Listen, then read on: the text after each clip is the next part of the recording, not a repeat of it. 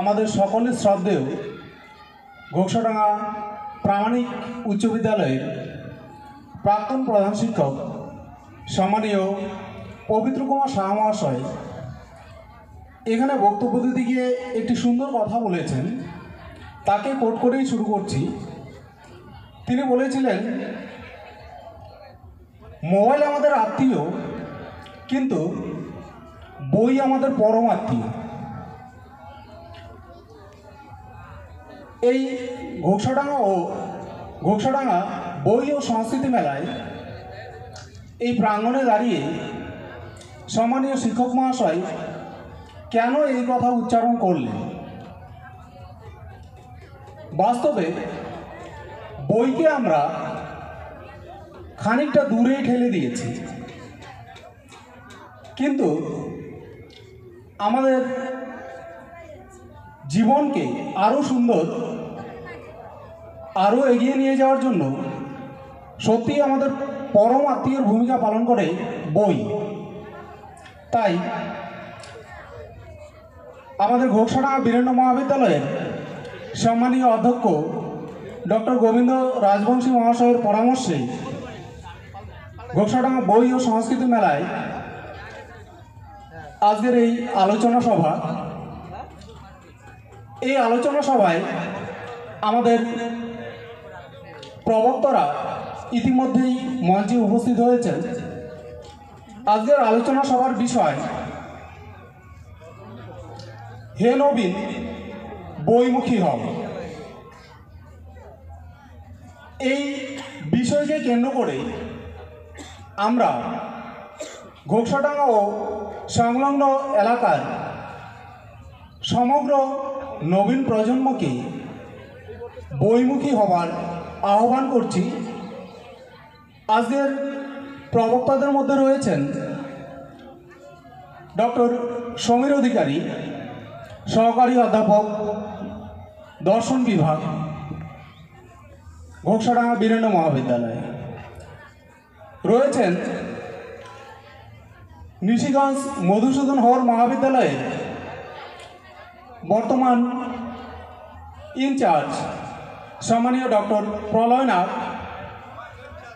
রয়েছেন ধূপগুড়ি গার্লস কলেজের ইংরেজি বিভাগের অধ্যাপক সম্মানীয় শুভঙ্কর জানা মহাশয়। সময় অতিবাহিত না করে আজকের এই আলোচনা সভায় আমি প্রথমেই তার মূল্যবান বক্তব্য তুলে ধরার জন্য আহ্বান করব ঘোকসাডাঙ্গা বীরেন্দ্র মহাবিদ্যালয়ের দর্শন বিভাগের অধ্যাপক ডক্টর সমীর অধিকারী মহাশয়কে।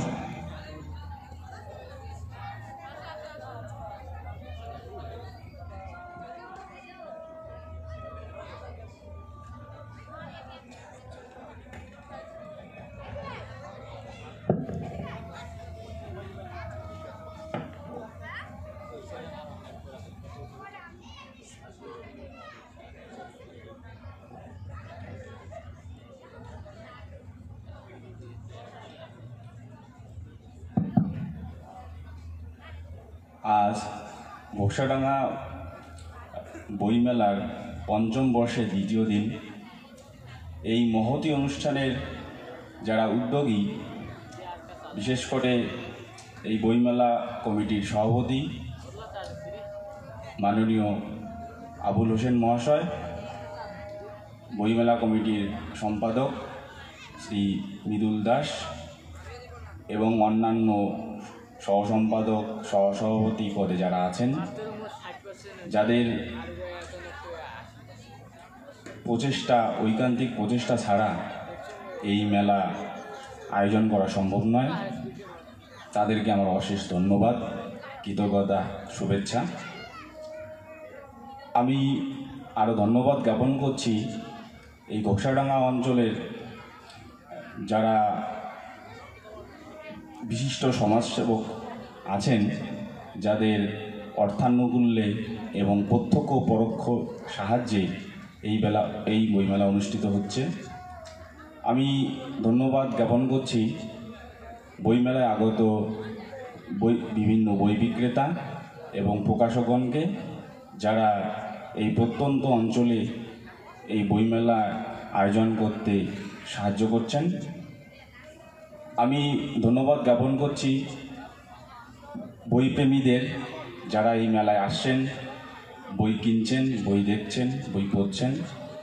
আমি ধন্যবাদ জ্ঞাপন করছি অভিভাবিকাগণকে, যারা তাদের সন্তানদের নিয়ে এসেছেন, বইমেলার বিভিন্ন আলোচনা শুনছেন, তাদের সন্তানদের বিভিন্ন প্রতিযোগিতায় অংশগ্রহণ করাচ্ছেন। আমি তাদের ধন্যবাদ ও কৃতজ্ঞতা জ্ঞাপন করছি। আমি ধন্যবাদ ও কৃতজ্ঞতা জ্ঞাপন করছি এই অঞ্চলের ছাত্রছাত্রীদের, যারা উৎসাহিত হয়ে বইমেলায় আসছে।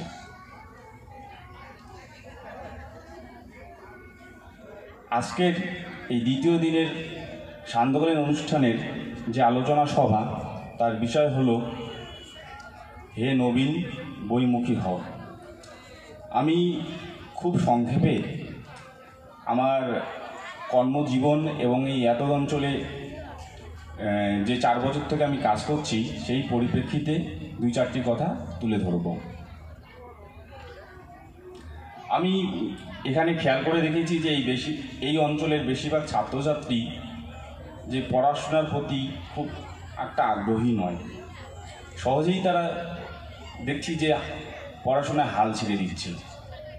আমি দেখি যারা তখন কলেজে প্রথম বর্ষে যায়, প্রথম দিকে তাদের 2-1 মাস উদ্দীপনা থাকে, কিন্তু শেষের দিকে 6-7 মাস বা 1 বছর কাটার পর সেই উদ্দীপনা তার থাকেন। তাহলে এই পড়াশোনার প্রতি তারা কেন আগ্রহ হারিয়ে ফেলছে? তার একটা কারণ হতে পারে, তার অনেকগুলো কারণের মধ্যে একটা বিশেষ কারণ হতে পারে যে কোনো একটি ক্লাসে হয়তো তার রেজাল্ট খারাপ হলো, সে তার নিজের প্রতি আস্থা হারিয়ে ফেললো, এবং আস্তে আস্তে সে পড়াশোনার প্রতি বা বইয়ের প্রতি আগ্রহ হারিয়ে ফেললো, এবং বিভিন্ন মোবাইল, টিভি, বিভিন্ন সমাজ মাধ্যম যেমন ফেসবুক, হোয়াটসঅ্যাপ, ইউটিউব, ইনস্টাগ্রাম, এগুলোর প্রতি আস্তে আস্তে আসক্ত হয়ে পড়ল। কিন্তু আমি যেহেতু একজন দর্শনের ছাত্র, আমরা জানি যে জীববিদ্যার এবং দর্শনের জনক অ্যারিস্টটল, তার একটা বিখ্যাত একটা থিওরি আছে, যেটার নাম হচ্ছে অ্যাকচুয়ালিটি অ্যান্ড পোটেনশিয়ালিটি। যদি আমি তাকে বাংলায় করি, তার অর্থ দাঁড়ায় যে বাস্তবতা এবং সত্যতা। অর্থাৎ তিনি অ্যাকচুয়ালি এই থিওরির মাধ্যমে বলতে চেয়েছেন যে প্রত্যেকের, বিশেষ করে আমরা যদি মানুষের কথা ভাবি, যে প্রত্যেকের বড় হওয়ার সম্ভাবনাটা তার মধ্যে আছে। তাকে যদি ঠিকঠাক শিক্ষা দেওয়া যায়, পরিবেশ দেওয়া যায়, তাকে যদি ঠিকঠাক গাইড করা যায়, সেও একদিন বড় হতে পারে। ধরুন সাপোজ আমি অন্যটা উদাহরণ দিয়ে বলি। আমি ধরুন কাঁঠাল গাছের বীজ, দুটো বীজ নিলাম, একটাকে আমি মাটিতে পুঁতে রাখলাম, আর একটা আমি বদ্ধ ঘরে ফেলে দিলাম। তাহলে কি হবে? যে কিছুদিন পর আমি দেখব যে কাঁঠাল বীজটি থেকে সে আস্তে আস্তে ধীরে ধীরে বড় গাছে পরিণত হচ্ছে। কিন্তু যে বীজটিকে আমি অন্ধকার ঘরে রাখলাম, সেখান থেকে কিন্তু কোনো গাছ হচ্ছে না। অ্যাকচুয়ালি অ্যারিস্টটলও সেই কথাই বলেছেন যে সবার মধ্যে কিন্তু বড় হওয়ার বা মহান হওয়ার, মহৎ হওয়ার সেই ট্যালেন্ট বা সেই বুদ্ধিটা কিন্তু সুপ্তভাবে আছে। আসলে হয়তো সঠিক পরিবেশ না পেয়ে বা সঠিক গাইডেন্স না পেয়ে সেটি হয়তো প্রকাশিত হচ্ছে না। তাই এই বিষয়ে কি করতে হবে? এই বিষয়ে আমার মতামত হলো যে ছাত্রছাত্রীদের নিজেকে এগিয়ে নিয়ে যাওয়ার জন্য তার বিভিন্ন যে পাঠ্য বই, সেগুলোর দিকে নজর হতে হবে, এবং বই তাকে গাইড করতে পারে কীভাবে সে একজন আদর্শ মানুষ, একজন মহান মানুষ হতে পারে।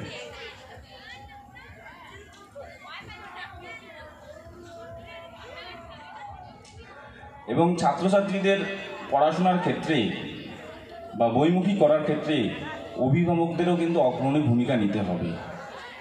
আমরা যদি যারা অভিভাবক আছি, প্রতিনিয়ত যদি খোঁজ নেই আমার সন্তান-সন্ততি কলেজে বা স্কুলে ঠিকঠাক যাচ্ছে কি না, ঠিকঠাক পড়াশোনা করছে কি না, এবং যেই স্কুলে বা যে কলেজে পড়ছে সেই কলেজ বা স্কুলের শিক্ষক শিক্ষিকাদের সঙ্গে প্রতিনিয়ত যোগাযোগ রাখি, তাহলে আমি বুঝতে পারবো যে আমার ছেলে মেয়ে সঠিক পথে চলছে কি না। এমনও অনেক লক্ষ্য করা যায় যে হয়তো কোনো ছেলে মেয়ে বা কোনো ছাত্রছাত্রী বাড়ি থেকে বেরিয়ে হয়তো স্কুল কলেজের নাম করে বেরিয়ে সেই স্কুল কলেজে যাচ্ছে না, সে অন্য কোনো বন্ধুদের সঙ্গে তো আড্ডা দিচ্ছে। এবং আমাদের অভিভাবকগণকেও আমরা এই যে বই বিমুখ ছাত্রছাত্রীরা হচ্ছে সেক্ষেত্রেও কিছু দায়ী করা যায়। আমরা আমাদের প্রতিনিয়ত কাজে ব্যস্ত থাকি এবং কাজে ব্যস্ত থাকার ফলে কি হয়, আমাদের ছোট যে বাচ্চা কাচ্চা থাকে তার হাতে আমি মোবাইল বা টিভি গুঁজে দিচ্ছি এবং আস্তে আস্তে কী হচ্ছে, আমি হয়তো আমার কাজ করছি কিন্তু সে আস্তে আস্তে মোবাইল বা টিভির প্রতি আসক্ত হয়ে পড়ছে। এবং আমরা অনেক ক্ষেত্রে দেখি বা বেশিরভাগ অভিভাবকের ক্ষেত্রে আমরা দেখি, আমরা কি করি যে হয়তো বাচ্চাকে আমরা পড়তে দিচ্ছি কিন্তু নিজে হয়তো মোবাইলে ফেসবুকে বা হোয়াটসঅ্যাপে মুখ গুজে বসে থাকি, যার ফলে কি হয়, তার মধ্যে এই ছাত্রছাত্রীর মধ্যে কিন্তু একটা বিরূপ প্রভাব পড়ে, সে কিন্তু আর পড়াশোনার প্রতি আগ্রহ হারিয়ে ফেলে। আমরা যারা স্কুল কলেজে পড়াই, বিভিন্ন শিক্ষক শিক্ষিকাগণ সেটা খেয়াল করেন যে ক্লাসের মধ্যে কিছু ছাত্রছাত্রী থাকে যে সহজেই কোনো বিষয়কে আয়ত্ত করতে পারে, আবার কিছু ছাত্রছাত্রী আছে একটু পিছিয়ে পড়া, সহজেই বিষয়টাকে ধরতে পারে না। এই যারা সহজেই বিষয়টাকে ধরতে পারে না তারা আস্তে আস্তে পড়ার প্রতি আগ্রহ হারিয়ে ফেলে এবং আস্তে আস্তে সে বই থেকে বিমুখ হয়ে যায়, ডিটাচ হয়ে যায়। কিন্তু আমরা যদি একটু খেয়াল করি দেখব আমাদের বাস্তবে এমন অনেক উদাহরণ আছে যারা প্রথমে ছাত্র জীবনে হয়তো খুব ভালো স্টুডেন্ট ছিলেন না, কিন্তু পরবর্তীকালে মহান ব্যক্তিতে পরিণত হয়েছেন। আমরা সেই রবার্ট ব্রুসের গল্পটা জানি, তার সত্যি কথাটা আমরা বই পড়েছি যে তিনি তার শত্রুদের দ্বারা তার রাজ্য থেকে বিতাড়িত হয়েছিলেন, কিন্তু তিনি হাল ছেড়ে দেননি। 7-8 বার তিনি শত্রুদের কাছে পরাজিত হয়েছিলেন, কিন্তু শেষে তিনি একটা বিশাল সৈন্যদল গঠন করে শত্রুদের পরাজিত করে নিজ রাজ্য দখল করেছিলেন। আমরা সেই বৌদ্ধবের গল্পটা জানি, যিনি ছোটবেলায় এক নির্বোধ বালক ছিলেন, পড়াশোনায় ভালো ছিলেন না, তার শিক্ষক শিক্ষিকা তাকে বকাবকি করতো, ক্লাস থেকে বের করে দিত। সে তখন ক্লাসের বাইরে সময় কাটাতো, এদিক ওদিক ঘুরে বেড়াতো। একদিন তিনি কী করলেন, এক পুকুর পাড়ে গিয়ে বসলেন। সেখানে দেখলেন যে বিভিন্ন মহিলারা যারা জল নিতে আসে কলসি করে, জল নেওয়ার পর জলটা সেই সিঁড়ির মধ্যে রেখে তারা স্নান করত এবং এই প্রতিদিন যখন সিঁড়ির মধ্যে কলসিটা রাখত তখন ওই কলসির দাগ, কলসির ছাপটা সেই সিঁড়িতে রয়ে গেছিল। বুদ্ধ এর থেকে শিক্ষা লাভ করলেন যে কোনো বিষয় আমি যদি একবারে শিখতে না পারি, বারবার যদি সেটাকে শেখার চেষ্টা করি, তাহলে আমি সেই বিষয়টাকে আয়ত্ত করতে পারবো। এবং পরবর্তীকালে বুদ্ধদেব একজন বিখ্যাত স্কলার, বিখ্যাত পণ্ডিত ব্যক্তি হয়ে উঠলেন এবং তিনি যার অন্যতম লেখা হলো মুক্তবোধ। আমরা সবাই গান্ধীজিকে জানি, চিনি। গান্ধীজির প্রথম জীবনের যদি ছোটোবেলার কথা আমরা যদি পড়ি, দেখব তিনিও একজন সাধারণ মানে স্টুডেন্ট ছিলেন, কিন্তু যখন তিনি দক্ষিণ আফ্রিকায় গেলেন, লিও টলস্টয়ের আনটু দ্য লাস্ট পড়ে তিনিও কিন্তু খুব উদ্বুদ্ধ হলেন এবং তিনি এই দেশে ফিরে এসে তার যে অহিংস নীতি, যেটা এখন সারা বিশ্বে সমাদৃত, এবং তিনি একথাও বললেন যে আমার জীবনের লক্ষ্য হলো যে সত্যকে জানা। তাহলে সত্যকে আমি কোন পথে জানতে পারবো? সত্যকে আমি জানতে পারবো ট্রুথের মাধ্যমে, অহিংসার মাধ্যমে। তাই লিও টলস্টয়ের বই পড়ে কিন্তু তিনি এই জীবনের শিক্ষাটা লাভ করেছিলেন। সুতরাং বলা যায় যে বইয়ের কোনো বিকল্প নেই, বই আমাকে সঠিক শিক্ষা দিতে পারে। সুতরাং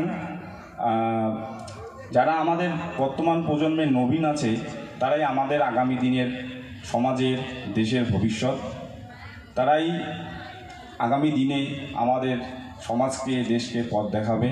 তারা যদি যথাযথ বই পড়ে যথাযথ শিক্ষা লাভ করে তাহলে সমাজের উন্নতি হবে, দেশের উন্নতি হবে, সবার মঙ্গল সাধিত হবে। সবশেষে আমি আবার আহ্বান করব, যারা নবীন আছো, যারা ছাত্রছাত্রী আছো, বই পড়ো, বইয়ের পড়ার প্রতি মনোযোগী হও। এই বলে সবাইকে অশেষ ধন্যবাদ জানিয়ে এবং নতুন বছরের শুভেচ্ছা জানিয়ে এই মঞ্চে এবং মঞ্চের সামনে এবং যারা মাইকে শুনছেন সবাইকে শুভেচ্ছা ভালোবাসা জানিয়ে আমি আমার বক্তব্য এখানে শেষ করছি। ধন্যবাদ।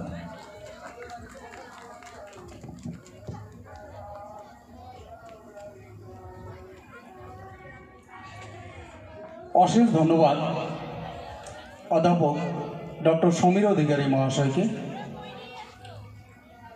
নতুন প্রজন্ম বইয়ের প্রতি যে বিমুখ হয়েছে তার কতগুলি জেনুইন কারণ আমাদের সামনে তিনি তুলে ধরলেন এবং সেই নতুন প্রজন্মকে পুনরায় কী করে বইয়ের দিকে ফেরানো যায় সে সম্পর্কেও তার মূল্যবান পরামর্শ আমাদের সমৃদ্ধ করেছে।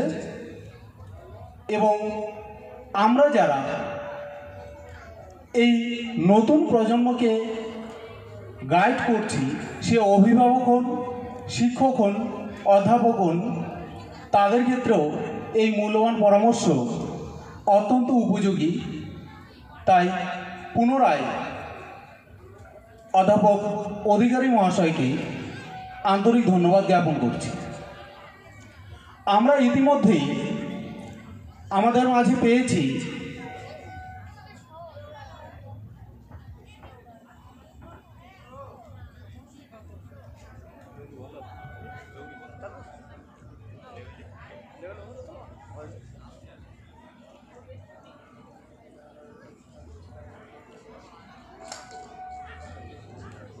আমরা আমাদের মাঝে এই ঘোষাডাঙ্গা বই ও সংস্কৃতি মেলায় আমাদের মাঝে পেয়েছি সম্মানীয় শিক্ষক সঞ্জয় সাহা মহাশয়কে। তিনি এতদ এলাকার এক বিখ্যাত পত্রিকা তিতির পত্রিকার সম্পাদক। তাকে আমরা মঞ্চে আহ্বান করছি এবং ঘোষাডাঙ্গা বই ও সংস্কৃতি মেলার পক্ষ থেকে তাকে আমরা বরণ করে নেব। আমরা আহ্বান করছি সম্মানীয় সঞ্জয় সাহা মহাশয়কে। আপনি আসন গ্রহণ করুন।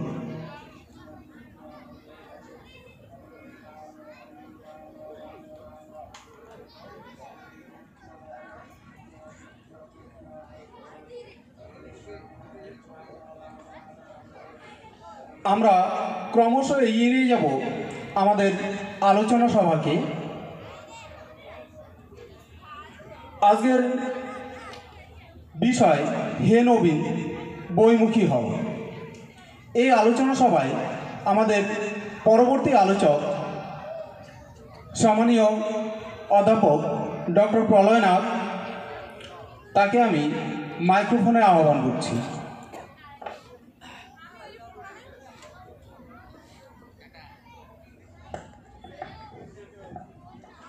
ধন্যবাদ সঞ্জন দাকে, ধন্যবাদ। এখানে উপস্থিত সমস্ত পুস্তক বিক্রেতা, বইমেলা প্রাঙ্গণে পাঠক, দর্শক এবং শ্রোতাবৃন্দ, আমাকে কিছু বলার সুযোগ করে দেওয়ার জন্য বইমেলা কর্তৃপক্ষের সভাপতি, সম্পাদক এবং যারা জড়িয়ে আছেন প্রত্যেককে অনেক অনেক ধন্যবাদ। আসলে আমার এই বলার বিষয় তাৎক্ষণিকভাবেই তৈরি হয়েছে, কারণ এই বিষয় নিয়ে আমি মোটেও প্রস্তুত ছিলাম না। তো আর এখানে মঞ্চে যারা বসে আছেন, একটু আগে বলে গেলেন ডক্টর সমীর অধিকারী মহাশয়, উনি অনেকটাই বলেছেন এই বিষয় নিয়ে।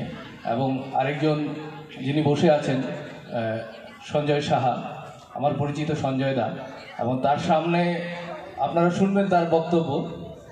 তার সামনে আমার কিছু বলা, আমার বলা এবং তার বলা আপনারা শুনতে পারলেই বুঝতে পারবেন তো আমি কথা না বাড়িয়ে আমি আমার কিছু ব্যক্তিগত জীবনের অভিজ্ঞতা থেকে এই প্রজন্মের বই বিমুখতা এবং কেন তারা ঠিক অন্যদিকে পরিচালিত হচ্ছে সেই বিষয় নিয়ে আলোচনা করছি।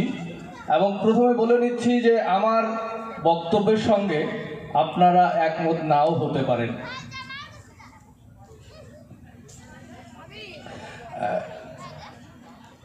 আসলে আমি এমন একটা সময় জন্মেছি যে সময় আমাদের জীবনে রেডিও ছিল, আমাদের জীবনে টেলিভিশনে দুটো চ্যানেল ছিল, আমাদের জীবনে শক্তিমান ছিল, আমাদের সময় কেরোসিনের লণ্ঠন ছিল বা কেরোসিন দিয়ে জ্বালানো হয় এরকম প্রদীপ ছিল। সেই সময় আমার মনে পড়ছে যে আমার মা রান্নাঘরে রান্না করছেন আর আমি বাইরে উঠোনে, তখন আকাশে মাথার উপর তারা ভর্তি আকাশ, আমি সেখানে পড়াশোনা করছি এবং অনেক ছোটবেলার অনেক ছড়া মনে আছে আমার, কিন্তু আমি সেগুলো বলছি না। সেই সময় আমাদের স্কুলে পাস ফেল নামক একটা বিষয় ছিল, যদিও পাস ফেল দিয়ে কিছু জীবনের পরীক্ষা হয় বলে আমি মনে করি না, সেটা একটা শুধু আমাদের একটা সিঁড়ি থেকে আরেকটা সিঁড়িতে উঠে যাওয়ার একটা পদ্ধতি। তারপর আমরা যখন স্কুল পেরিয়ে, কলেজ পেরিয়ে, বিশ্ববিদ্যালয় পেরিয়ে হঠাৎ কিছুদিন আগে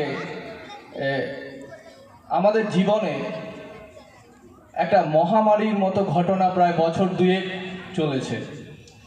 সেই সময়ের আগে পর্যন্ত যে সময়টা ছিল, আমরা স্কুল কলেজে যে ছাত্রছাত্রীদের দেখেছি তারা অনেকটাই বইয়ের প্রতি আকৃষ্ট ছিল। আমরা এমন একটা প্রজন্মকে দেখেছি, বা আমি অন্য একটা প্রজন্মের কথা বলছি, যেই সময় অ্যান্ড্রয়েড ছিল না বা এত সহজলভ্যভাবে আমাদের জীবনে এত সব কিছু আমরা পেয়ে যেতাম না। এখন তো আমাদের জীবনের সমস্ত প্রাইভেসিগুলো হারিয়ে গেছে, বা আমাদের হারিয়ে যাওয়ার কথা বলছি না, মুখ তো খুলে গেছে। এই যে এত সহজে আমরা পিডিএফ পেয়ে যাচ্ছি, এত বইপত্র পেয়ে যাচ্ছি, আমাদের কিন্তু আমরা যে সময় পড়াশোনা করেছি সে সময় কিন্তু এত সহজে এই পিডিএফ নামক কী বিষয় আমরা জানতাম না, ধীরে ধীরে কিন্তু আমরা জেনেছি। এখন আমরা একটা মোবাইলের গুগলে সার্চ করলে আমরা যে কোনো ভাষার বই আমরা অনুবাদে পড়তে পারি। তো কোভিড নামক যে পরিস্থিতি তৈরি হয়েছে, তার পরবর্তী সময়ে আমি একটা কলেজে যেহেতু পড়াই এবং দীর্ঘ 6 বছরের আমার পড়ানোর অভিজ্ঞতা থেকে বলছি যে গত 3 বছর থেকে আমি যে ছাত্রছাত্রীদের আমি পড়াচ্ছি অনার্স ক্লাসে, আমি হয়তো তাদের চর্যাপদ পড়াচ্ছি, চণ্ডীমঙ্গল পড়াচ্ছি বা সাহিত্যের ইতিহাসের বিভিন্ন বিষয় পড়াচ্ছি। আমি যখনই তাদের পড়াতে যাই তাদেরকে বলি যে তোমরা সাহিত্যের ইতিহাসের এই লেখকের বইগুলো তোমরা কিনবে, বা চর্যাপদ যখন তোমরা পড়বে তখন তোমরা এই লেখকের এই বইটা কেনো, তোমাদের দরকার, পড়া উচিত। ক্লাসে তো সব কিছু আলোচনা করা যায় না, অনেক কিছু তোমাদের বই পড়তে হবে। কিন্তু বিশ্বাস করুন, আমি আমার ক্লাসের এইবার যারা ভর্তি হয়েছে তাদের মধ্যে একজনকেও আমি একটা বই কেনাতে পারিনি। অথচ আমরা যখন পড়েছি, আমরা লাইব্রেরি থেকে বই সংগ্রহ করে পড়েছি, এবং যেই লাইব্রেরিগুলোতে বই বিক্রি হতো সেখান থেকে আমরা ধার করে বা বাকিতে বই সংগ্রহ করেছি এবং সেটা পরে শোধ করেছি। কেন এই প্রবণতা?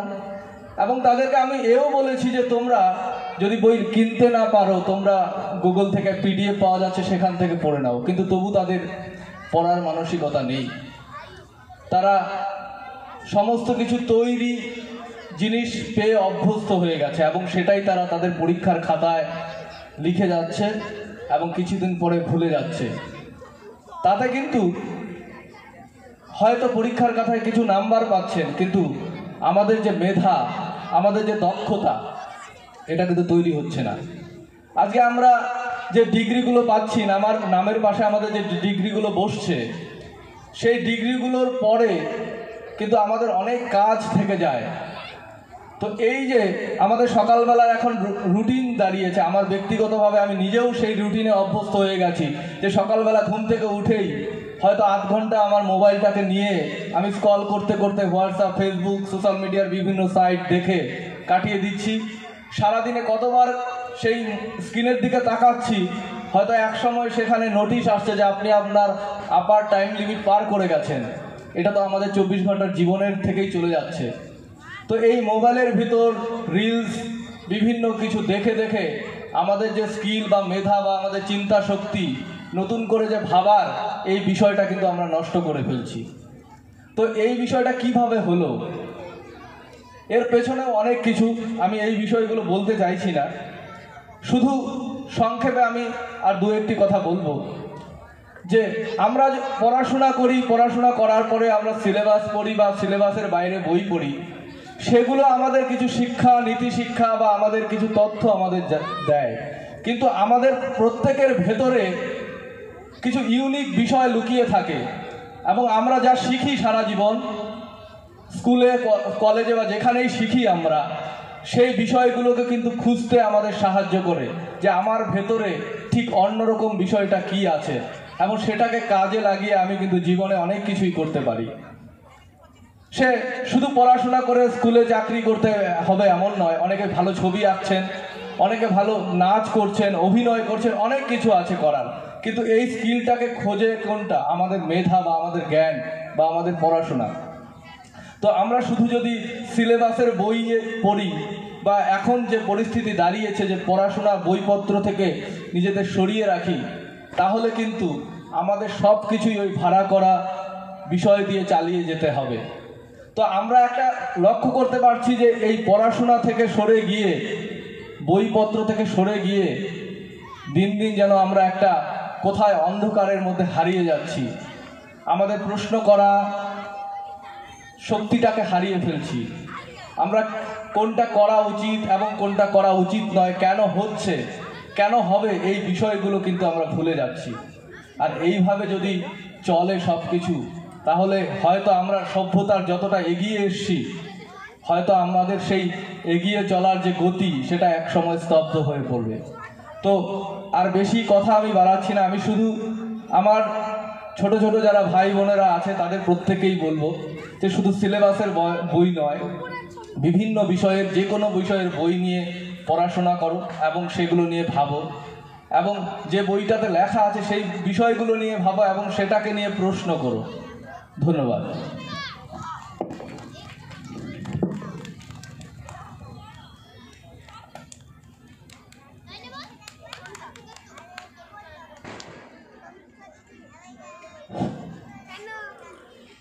অশেষ ধন্যবাদ অধ্যাপক ডক্টর প্রলয় নাগকে। আজকের যে আলোচ্য বিষয় হে নবীন বইমুখী হও, সেই আলোচ্য বিষয়ের মধ্যে থেকেও, গণ্ডির মধ্যে থেকেও, গণ্ডিকে ছাড়িয়ে গিয়েও শুধুমাত্র আমাদের নবীন প্রজন্মের আরও ভালো হবার জন্য, আরও বেশি অ্যাডভান্স হওয়ার জন্য ডক্টর নাগ আমাদের পরামর্শ দিয়ে গেলেন আমাদের ত্রুটিগুলো ঠিক কোথায়। সেটা হতে পারে আমরা যারা বই পড়ছি সে ছাত্র কিংবা গার্জিয়ান, তাদের জন্য এই পরামর্শ অত্যন্ত গুরুত্বপূর্ণ। আবারও আন্তরিকভাবে ধন্যবাদ জানাই ডক্টর প্রলয় নাগকে। আমাদের মাঝে সৌভাগ্যক্রমে আমরা আরেকজন আলোচককে পেয়েছি। আমাদের মাঝে উপস্থিত হয়েছেন সম্মানীয় শিক্ষক সঞ্জয় সাহা মহাশয়। আমরা ঘোকসাডাঙ্গা বই ও সংস্কৃতি মেলার পক্ষ থেকে তাকে বরণ করে নেবেন আমাদের বই ও সংস্কৃতি মেলার সম্মানীয় সদস্যগণ।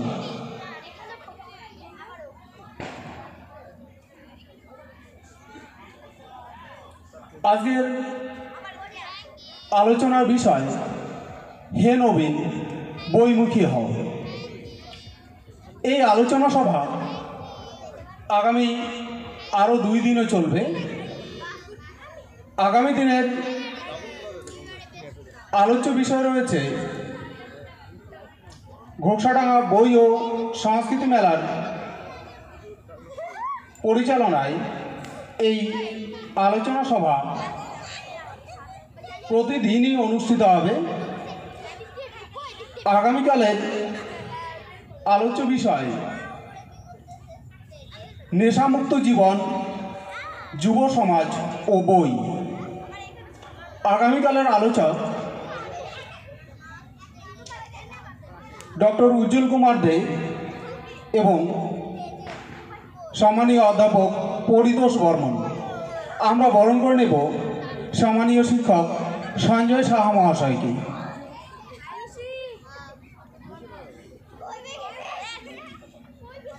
বরণ করে নিচ্ছে ঘোকসাডাঙ্গা বই ও সংস্কৃতি মেলার অন্যতম সদস্যা মৌমিতা পাটোয়ারি মহাশয়া।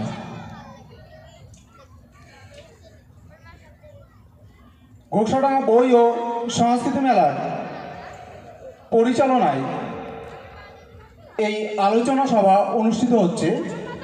আগামীকালের আলোচনার বিষয় নেশামুক্ত জীবন, যুব সমাজ ও বই। 2 তারিখে থাকছে সাহিত্য পাঠ, রচয়িতার চোখে পাঠক। আলোচক ডক্টর গোবিন্দ রাজবংশী, অধ্যক্ষ ঘোকসাডাঙ্গা বীরেন্দ্র মহাবিদ্যালয়, এবং শ্রী স্বপন কুমার রায়, কবি ও সাহিত্যিক। আজকের যে আলোচ্য বিষয় হে নবীন বইমুখী হও, এই আলোচ্য বিষয়ের পরবর্তী বক্তা সম্মানীয় শিক্ষক সঞ্জয় সাহা মহাশয়কে আমি মাইক্রোফোনে আহ্বান করছি। তিনি তার মূল্যবান বক্তব্য তুলে ধরবেন।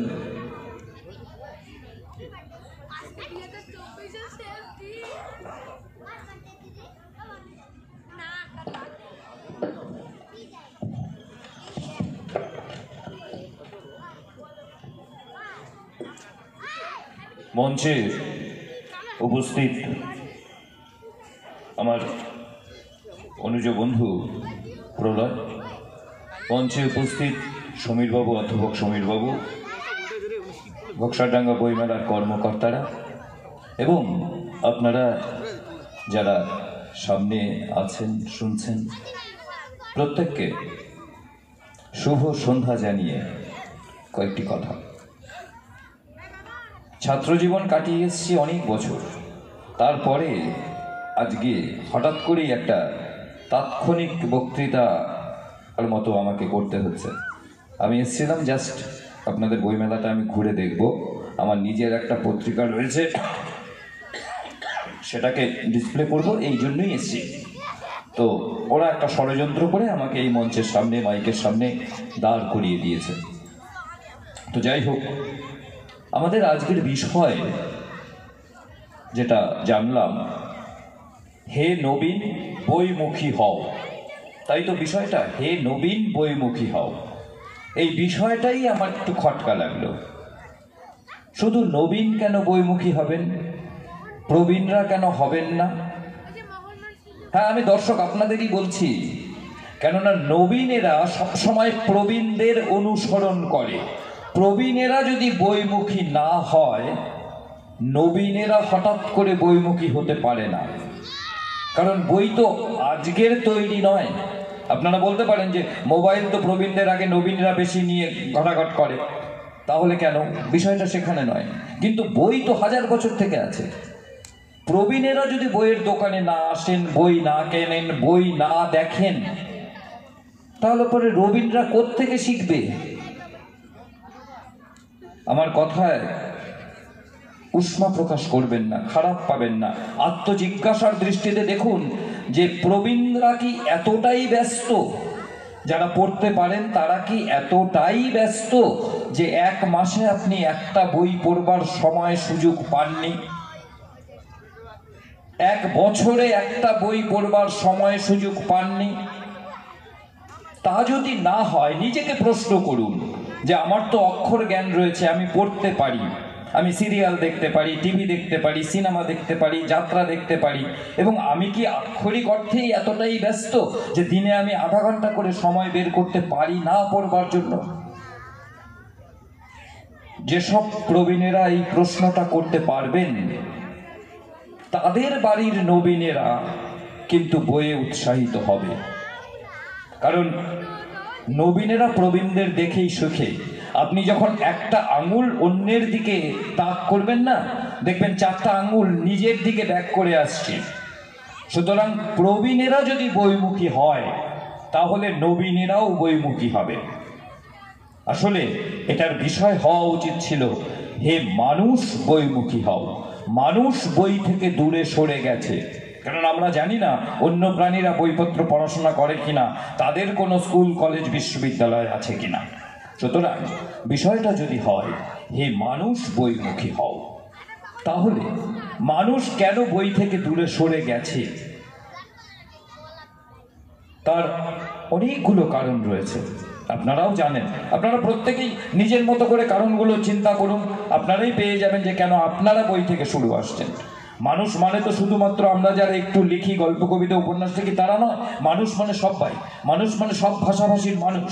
তারা বই থেকে সরে গেছে কেন? বই পড়া থেকে সরে গেছে কেন? আসলে বই পড়াটাকে আমরা ধরে নিয়েছি যে শুধুমাত্র বিদ্যাশিক্ষা মানে স্কুল লেভেল পর্যন্ত পরীক্ষায় পাশের জন্য পড়া। আমরা বেশিরভাগ মানুষ না এটা ধরে নিয়েছি, আর তার ফলে যেটা হয়েছে, স্কুল জীবনের পরে আমরা আর কেউ বইয়ের ধার কাজ দিয়ে যাই না। এমনকি আমরা যারা চাকরি করি বা দুর্ভাগ্যবশত আমরা যারা শিক্ষকতাও করি, তারাও কিন্তু বই থেকে শত যোজন দূরে বাস করি। কারণ আর দরকার নেই তো, বই পড়ে আর আমাদের দরকার নেই, আমরা চাকরি পেয়ে গেছি, আমরা জীবনে এস্টাবলিশড হয়েছে। আর যদি এবারে আসি আমি নতুনদের কথা, এবং যদি ধরে নিই যে আমরা পাঠ্য বইয়ের কথা বলছি না, আমরা বলছি পাঠ্য বইয়ের বাইরের কথা, যেখানে ছড়ানো রয়েছে জ্ঞান, যেখানে ছড়ানো রয়েছে শিক্ষা, যেগুলো কুড়িয়ে কুড়িয়ে আমরা আমাদের যাপন ও জীবনকে একটা উন্নততর জায়গায় নিয়ে যেতে পারি। যদি আমরা মেনে নেই যে বিদ্যা চর্চা বা শিক্ষা আমাদেরকে, আমাদের জীবনকে, আমাদের বোধকে উত্তরণ ঘটায়, ঠিক সেই রকম একটা জায়গায় যদি আমরা ধরে নেই, তাহলে কেন এই অনীহা? এই অনীহার অনেক কারণ রয়েছে।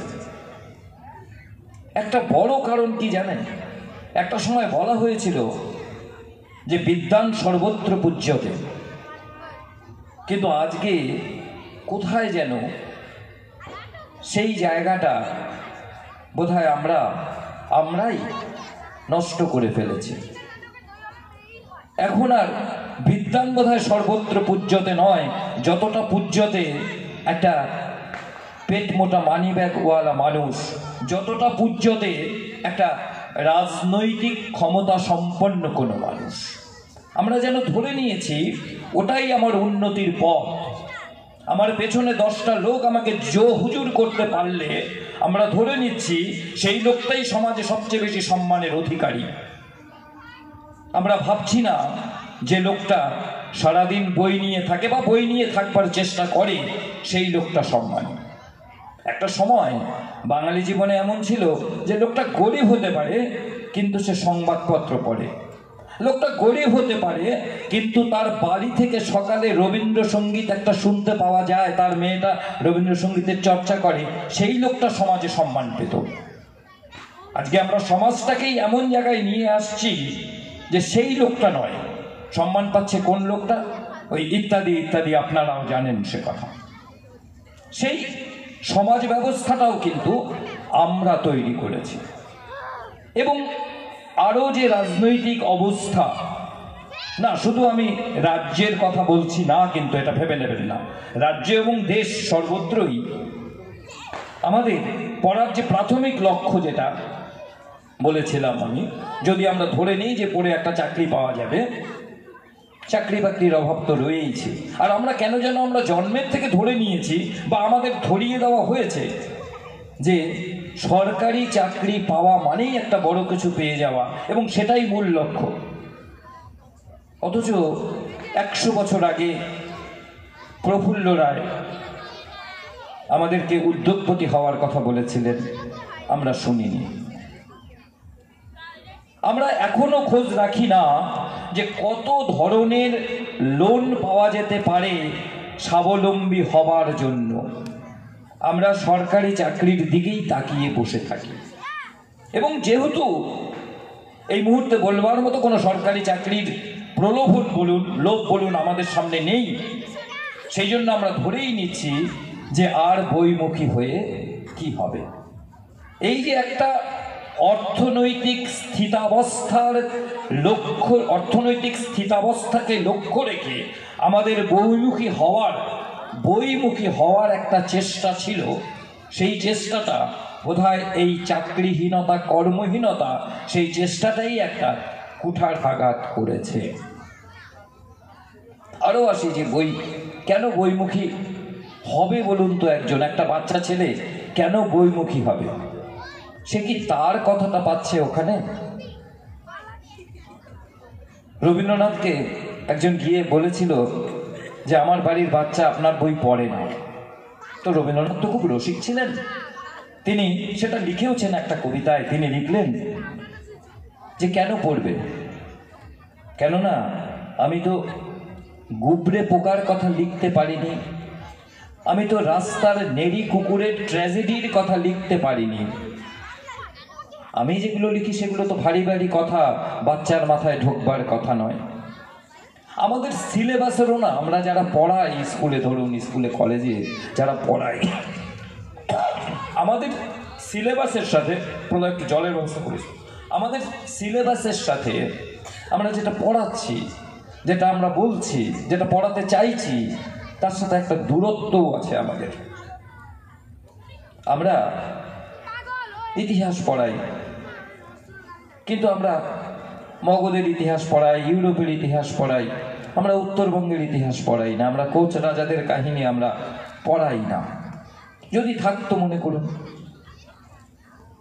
তাহলে কিন্তু বাচ্চারা আগ্রহ পেত। যদি কৃষি বিজ্ঞানটাকে আরো ভালো করে পড়ানো যেত, কারণ আমাদের এখানে তো কৃষি প্রধান এলাকা, যদি আমাদের নদীগুলো নিয়ে যদি একটা অন্যরকম সিলেবাস হতে পারতো, এই ডুয়ার্সের এই নদী টদী নিয়ে, তাহলে হয়তো বাচ্চারা বেশি আকর্ষণ পেত। এটাও বোধহয় একটা বড় কারণ আমার মনে হয় যে শিক্ষার প্রতি বা বইয়ের প্রতি ছাত্রদের, নবীনদের, যে নবীনদের কথা এখানে বলা হয়েছে, যদিও শুরুতেই বলেছি যে বিষয়টার সাথে আমি একমত নই, তো কিন্তু এই যে অনীহা, এই যে বইমুখী হওয়া না হওয়ার যে কারণগুলো, সেই কারণগুলোকে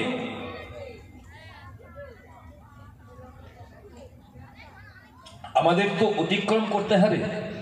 কেননা অন্ধকার তো শেষ কথা বলতে পারে না, আমাদের নিশ্চয়ই আলোর কথা বলে যেতে হবে, তাই না? তাহলে এর উপায় কি আছে? এই অচল অবস্থার উপায় কি কি হতে পারে? আমি কিছু বলি, আপনারাও কিছু ভাবুন। যেমন ধরুন, আমরা সবাইকে সবসময় উপহার দিই, তাই তো? জন্মদিন, বিয়ে, বৌভাত, অন্নপ্রাশন এবং হাল আমলে পারলৌকিক ক্রিয়ার পরেও আমরা উপহার দিয়ে থাকি। তো আমরা যদি এই উপহারগুলোতে বই ব্যবহার করি, ক্ষতি কি আছে?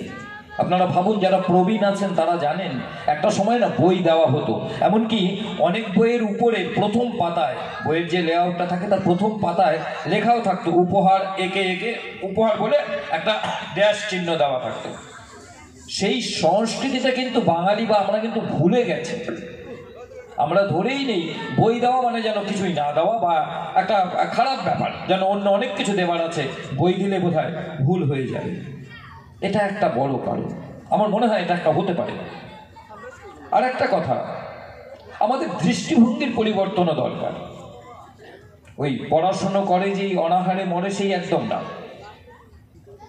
পড়াশোনাটা করতে হবে নিজের জন্য, অপরের জন্য, সমাজের জন্য, নিজেকে দাঁড়াবার জন্য, নিজের যাপনটাকে সুস্থতর করে তোলবার জন্য।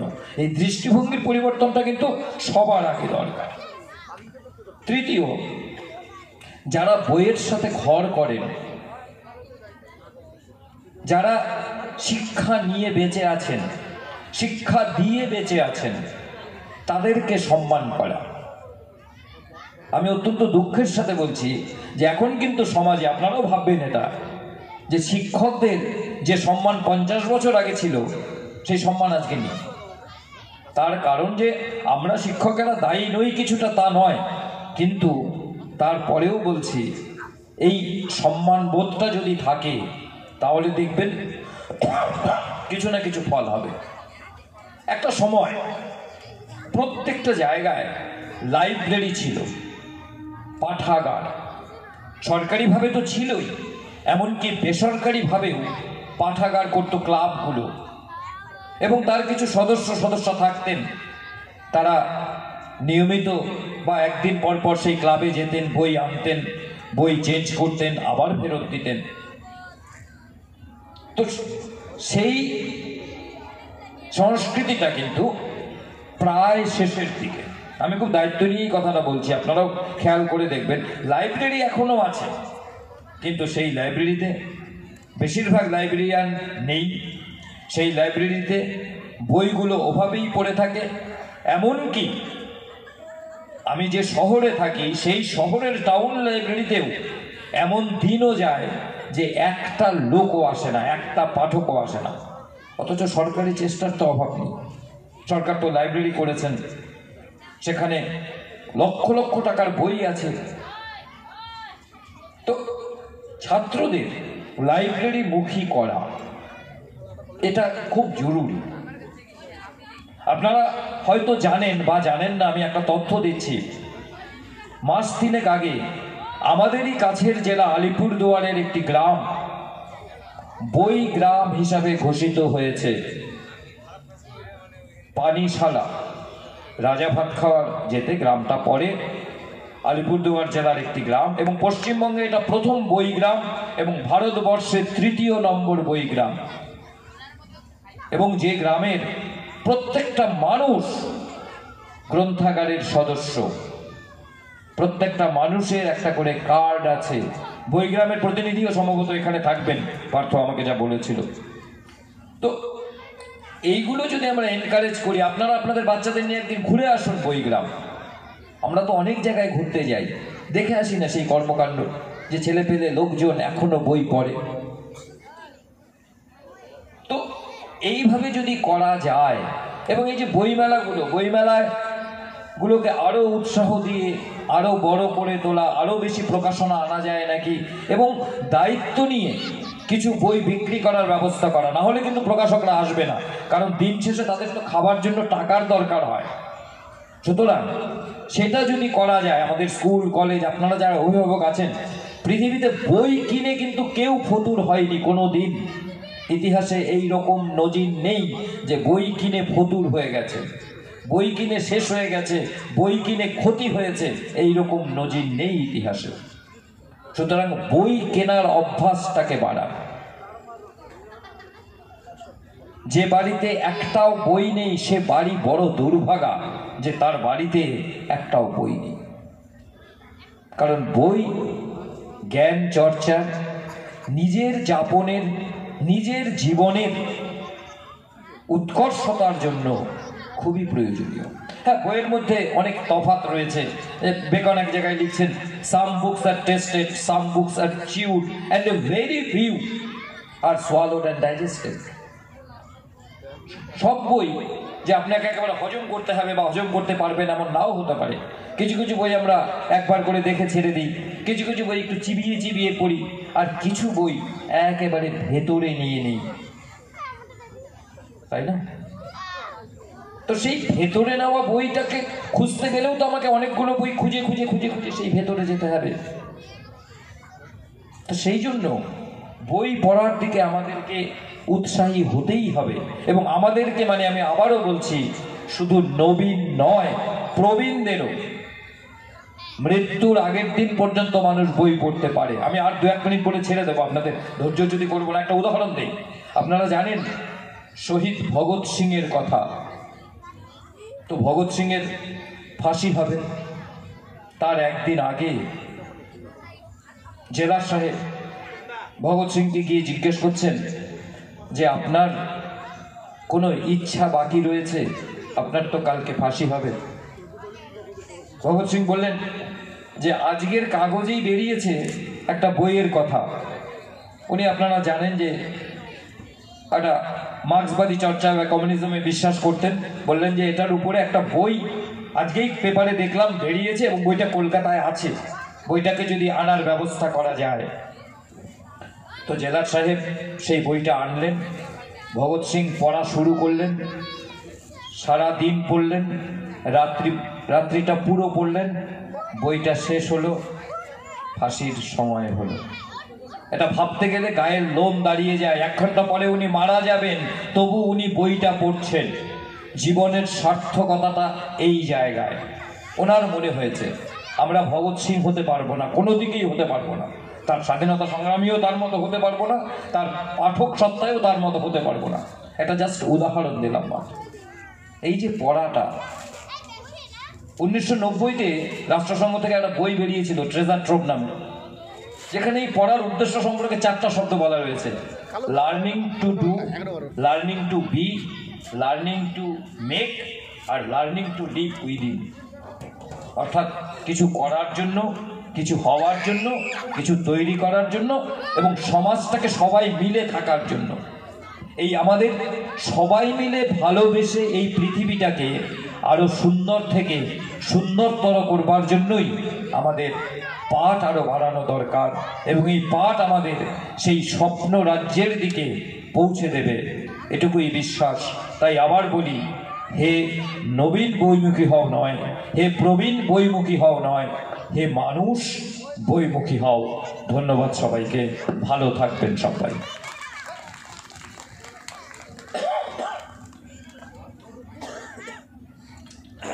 অশেষ ধন্যবাদ সম্মানীয় শিক্ষক ও তিথির পত্রিকার সম্পাদক সঞ্জয় সাহা মহাশয়কে। হে নবীন বইমুখী হও, এর সঙ্গেই জড়িয়ে থাকি আমরা যারা নবীনদের, সে পিতা মাতা, শিক্ষক শিক্ষিকা যেই হই না কেন, যখন গাইড করছি তখন তাদেরকে বইমুখী করার জন্য আমাদের নিজেদেরও বইমুখী হতে হবে। সেই সত্যটি খুব সুন্দর করে ঘোষণা করে গেলেন আমাদের সম্মানীয় প্রবক্তা সঞ্জয় সাহা মহাশয়। আর নবীন প্রবীণ সর্বশেষে সঞ্জয় দার অনুকরণেই বলছি, হে মানুষ বইমুখী হও। এর জন্য ঘোকসাডাঙ্গা বই ও সংস্কৃত মেলার আয়োজন। এই ঘোকসাডাঙ্গা বই ও সংস্কৃতি মেলায় আপনারা যারা নবীন প্রবীণ উপস্থিত হয়েছেন, কমপক্ষে একটি করে বই প্রত্যেকেই আমাদের স্টলগুলো থেকে সংগ্রহ করবেন।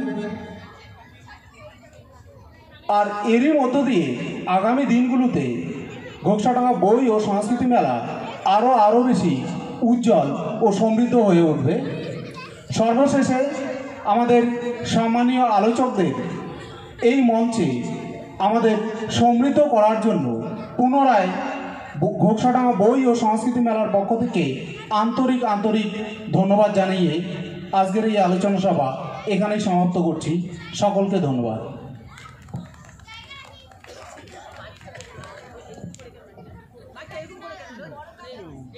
অনেক ধন্যবাদ। আজকে একটু আগে হয়ে যাওয়া এই